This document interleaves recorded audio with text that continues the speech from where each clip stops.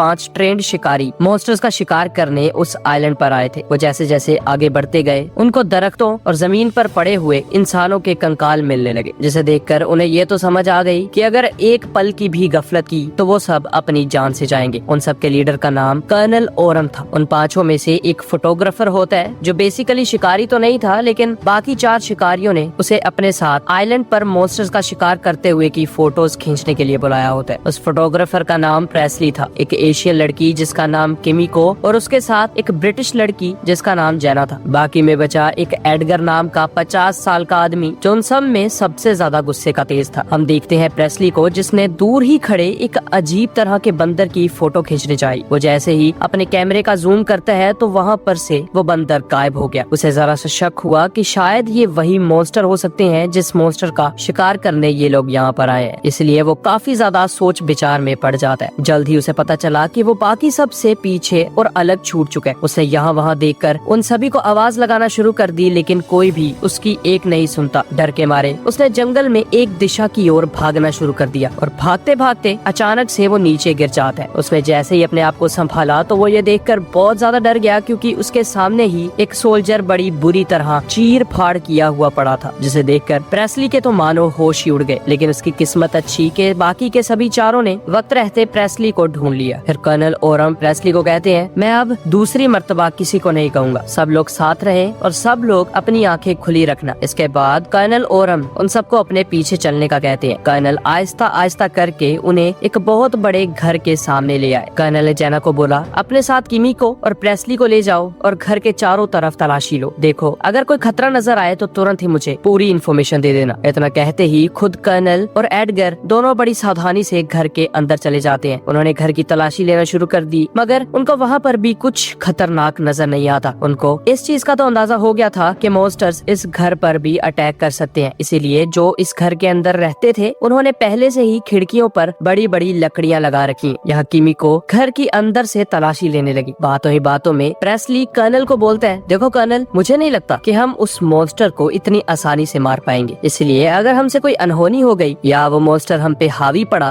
तो बताओ हम क्या करेंगे। ये सुनते ही कर्नल ओरम बहुत गुस्से में आ जाते हैं। उन्होंने कहा, मैंने आज तक कभी भी हारना नहीं सीखा। इसके तुरंत बाद ही कर्नल ने उस घर में से कुछ जरूरी सामान उठाया और बाकी सबको अपने साथ चलने का बोला। और आज वो रात होने से पहले उस मॉन्स्टर का शिकार करने वाले थे। आहिस्ता आहिस्ता करके वो जंगल के एक गहरे हिस्से में पहुंच जाते हैं, लेकिन फिलहाल उन्हें मॉन्स्टर का कुछ अता पता नहीं था। यहाँ वो जैसे जैसे करके तलाशी ले रहे थे तभी उन्हें पीछे से एक आदमी की आवाज आई। सब लोग काफी ज्यादा अलर्ट हो जाते हैं, लेकिन वो आदमी उन सबको कहता है, मैं भी तुम्हारी तरह अपने ग्रुप के साथ आया था। तुम लोग तो सिर्फ 3 हो, लेकिन हम पूरे 40 लोग थे और मैं सिर्फ अकेला जिंदा बचा। और देखना, मैं ही बाकी के बचे हुए मॉन्स्टर्स को जान से मारूंगा। वो ऐसा इसलिए बोलता है क्योंकि उसने अभी तक अपनी आंखों से मॉन्स्टर को नहीं देखा था। इतना कहते ही वो उन तीनों को वहीं छोड़कर वहाँ से चला जाता है। कर्नल ओरम ने बाकी दोनों को अपने साथ सावधान रहने का बोला। यहाँ हम देखते हैं उसी आदमी को जिसे दूर ही जंगल में से किसी भयानक चीज की आवाज आना शुरू हो जाती है। वो उस आवाज का पीछा करते करते जैसे ही जंगल के एक किनारे में पहुंचा तो तभी उसे कुछ पेड़ों के दूसरी ओर से आवाजें आना शुरू हो गई। उसे लगा शायद यही मॉन्स्टर है, इसीलिए वो बहुत अलर्ट हो जाता है, लेकिन उसे मॉन्स्टर कहीं नहीं दिखाई दे रहा था। मगर अगले ही पल एक ही झटके में मॉन्स्टर ने उस पर अटैक किया और उसको चीर फाड़ करके जान से मार डाला। यहाँ हम देखते हैं कर्नल ओरम और उसकी टीम को, जिन्होंने मॉन्स्टर्स को पकड़ने के लिए जगह जगह पर ट्रैप लगा दिए थे। जहाँ घर में मौजूद प्रेस्ली सबके लिए खाना बना रहा होता है और बाहर निगरानी करने के लिए जेना यहाँ वहाँ घूम रही थी। बहुत जल्द रात होने वाली है, इसलिए कर्नल ओरम ने किमिको और एडगर को जरूरत का सामान उठाकर वापस घर में जाने का बोला। और यहाँ कर्नल रात को अकेले ही छुपकर उस मॉन्स्टर पर नजर रखने वाले थे। हमने देखा कि वो मॉन्स्टर काफी दूरी से कर्नल को देख रहा है और कर्नल भी मॉन्स्टर को पहली मर्तबा देखकर बहुत ज्यादा हैरान हुए। यहाँ हमने देखा किमिको और एडगर को, जो घर के बहुत करीब थे, मगर किमिको तुरंत ही डर जाती है क्योंकि बहुत ही दूर झाड़ियों में मॉन्स्टर उन्हीं पर अटैक करने वाला था। और दोस्तों, उन दोनों को हमला करने का मौका मिलता है इससे पहले ही मॉन्स्टर ने एडगर पर अटैक कर दिया। तभी वहाँ पर भागती भागती जेना आई, जिसने आग की मदद से उस मॉन्स्टर को डरा कर वहाँ से भगा दिया। यहाँ हम देखते हैं उस एशियन लड़के प्रेस्ली को, जो घर के पास ही मौजूद एक टावर पर बैठा हुआ उन सब की फोटोज क्लिक कर रहा होता है। किमिको और जेना दोनों ही एडगर को घर में तो ले आए, लेकिन अभी भी वो मॉन्स्टर जोर जोर से दरवाजे को पटक रहा था और फिर अचानक से मॉन्स्टर वहाँ से चला जाता है। यहाँ हमने देखा एडगर को, जिसकी हालत बहुत ज्यादा खराब थी। उसकी टांग में बहुत बड़ा जख्म हो रखा था और जल्द ही अगर उसे मेडिकल किट और मेडिकल सप्लाई ना दी गई तो उसकी जान भी जा सकती है। जेना ने तुरंत ही रेडियो के जरिए कर्नल ओरम को वापस घर में आने का बोला। कर्नल ओरम जेना को बोलते हैं, मैं मॉन्स्टर को पकड़ने के बहुत ही करीब हूँ। लेकिन जेना ने कहा, मॉन्स्टर तो हमारे पास था, आप जल्दी से वापस आ जाइए वरना एडगर नहीं बचेगा। उन दोनों की बातचीत चल ही रही थी कि इतने में कर्नल ओरम ने देखा कि उसके करीब ही बिना कर्नल को भनक लगे मॉन्स्टर उसे देख रहा है। जैसे ही कर्नल को अंदाजा हुआ तो कर्नल ने तुरंत ही अपना चाकू निकालकर उस मॉन्स्टर पर अटैक करना शुरू कर दिया। मॉन्स्टर इतना ज्यादा ताकतवर था कि उस मॉन्स्टर को जरा सा भी असर नहीं होता। इतना कम नहीं था कि कर्नल ओरम का पाँव उसके ही लगाए हुए ट्रैप पर आ जाता है। इसी बात का फायदा उठाते हुए मॉन्स्टर ने कर्नल को उठाया और उसके शरीर में से दिल को जिंदा ही बाहर निकाल लिया, जिससे कर्नल तड़प तड़प कर मारा जाता है। कर्नल की चीखों पुकार घर में मौजूद जेना और किमिको भी सुन रहे थे, जिस वजह से किमिको को मॉन्स्टर पर बहुत ज्यादा गुस्सा आता है। लेकिन जेना ने उसे फिलहाल के लिए शांत रहने का बोला और कहा, सुबह होते ही हम वापस मदद बुलाएंगे और यहाँ से निकल जाएंगे। यहाँ हम देखते हैं प्रेस्ली को, जो अपनी जान बचाने के लिए दुम दबाकर लकड़ी के टावर पर बैठा होता है। किमिको ने प्रेस्ली को चुपचाप वहीं पर बैठकर रात गुजारने का कहा, लेकिन इतने में ही उन दोनों पर घर के चारों तरफ से वो मॉन्स्टर अटैक कर देता है। जेना ने तुरंत ही अपनी गन उठाई और जहाँ कहीं भी उसे मॉन्स्टर के होने का अंदाजा होता तो वहाँ पर अंधाधुंध फायरिंग करने लगी। उसने मॉन्स्टर को 3 गोलियां मारी, लेकिन मॉन्स्टर अभी भी उसी तरह ताकतवर था। लेकिन फिर अगले ही पल मॉन्स्टर अचानक से शांत हो जाता है। उन्हें कुछ समझ नहीं आ रही थी कि आखिर मॉन्स्टर यहाँ पर है या वापस जंगल में चला गया, मगर तुरंत ही मॉन्स्टर ने एक आदमी के कटे हुए सर को खिड़की से अंदर फेंक दिया, जिसे देखकर वो तीनों बहुत ज्यादा डर जाते हैं। अब जेना की गोलियां भी खत्म हो रही थी, इसीलिए वो सब लोग मॉन्स्टर पर वार करने की बजाय एक जगह छुप जाते हैं। लेकिन अगले ही पल मॉन्स्टर ने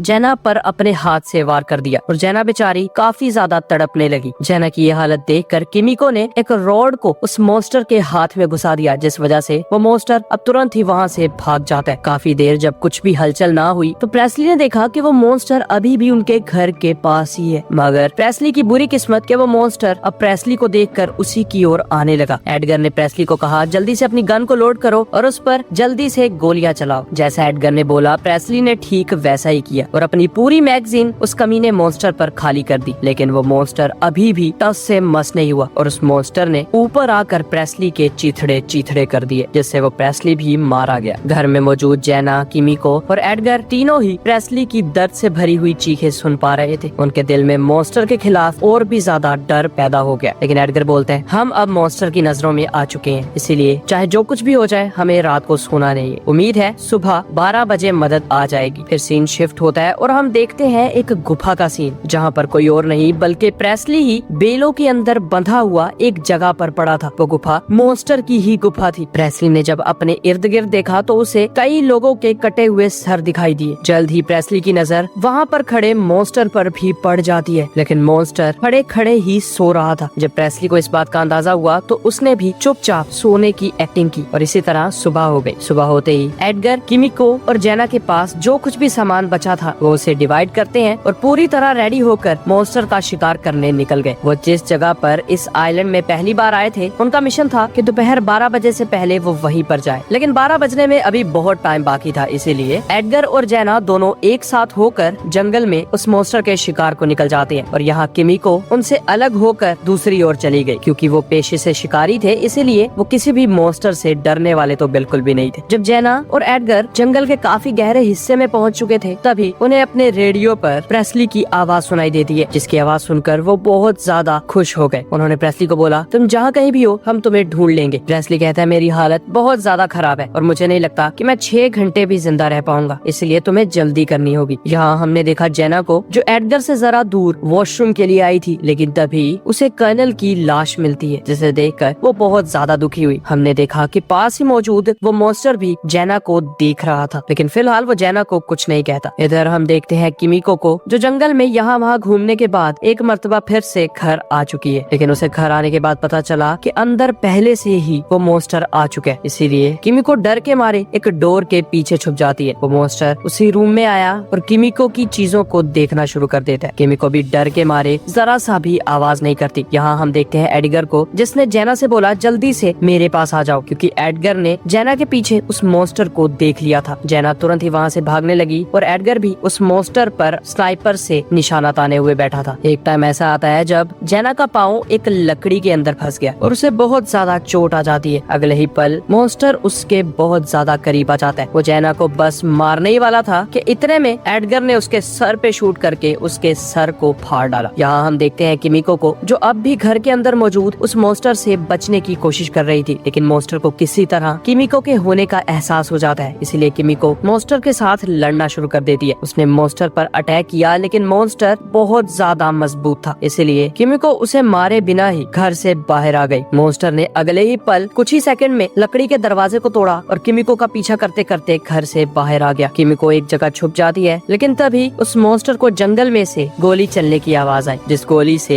एडगर ने दूसरे मॉन्स्टर का भेजा उड़ाया था। इसलिए वो मॉन्स्टर वहाँ से भाग जाता है और किमिको की जान बच गई। यहाँ हम देखते हैं एडगर को, जो फाइनली जेना के पास आ गया, लेकिन तभी वही मॉन्स्टर जो पहले किमिको के पीछे पड़ा हुआ था वो एडगर पर अटैक कर देता है। तभी वो सीन कट हुआ और हम देखते हैं किमिको को, जिसने फाइनली प्रेस्ली को गुफा के अंदर ढूंढ लिया था। वो प्रेस्ली को बचाने के लिए जैसे उसके पास आई तो अगले ही पल वहाँ पर वो मॉन्स्टर भी आ जाता है, जिसके हाथ में एडगर की मरी हुई बॉडी थी। किमिको ने अपने पास जो कुछ भी था वो उस मॉन्स्टर पर दे मारा, लेकिन जाहिर सी बात है इस चीज का कोई फायदा नहीं होने वाला था। इसलिए वो मॉन्स्टर किमिको को गले से पकड़कर उसका मुंह वहाँ पर मौजूद खून के अंदर डुबोने लगा। किमिको की जान बचाने के लिए प्रेस्ली ने अपने पास पड़ी हुई टॉर्च को उठाया और उसे चलाकर मॉन्स्टर के मुंह पे मारने लगा। मॉन्स्टर को इस बात से बहुत ज्यादा गुस्सा आता है, इसीलिए वो प्रेस्ली के पास आकर उसके सामने ही उसका दिल बाहर निकाल लेता है और बेचारा प्रेस्ली तड़प तड़प कर मारा गया। वो दोबारा से किमिको के पास आया, लेकिन इस बार वहाँ पर जेना आ जाती है। जेना ने तुरंत ही उस मॉन्स्टर को एक जंजीर से बांधकर एक जगह जकड़ लिया और किमिको उस गुफा को आग लगाने लगी। किमिको और जेना बहुत ज्यादा खुश हुए कि अब ये मॉन्स्टर यहीं पर जलकर मारा जाएगा, लेकिन तभी वो मॉन्स्टर पीछे मुड़ा और अपने हाथ से वार करके जेना के मुंह को काट डालता है और बेचारी जेना मौके पर ही मारी गई। किमिको जेना की ये हालत देखकर बहुत ज्यादा रोई, लेकिन साथ ही साथ उस गुफा में आग भी लग चुकी थी।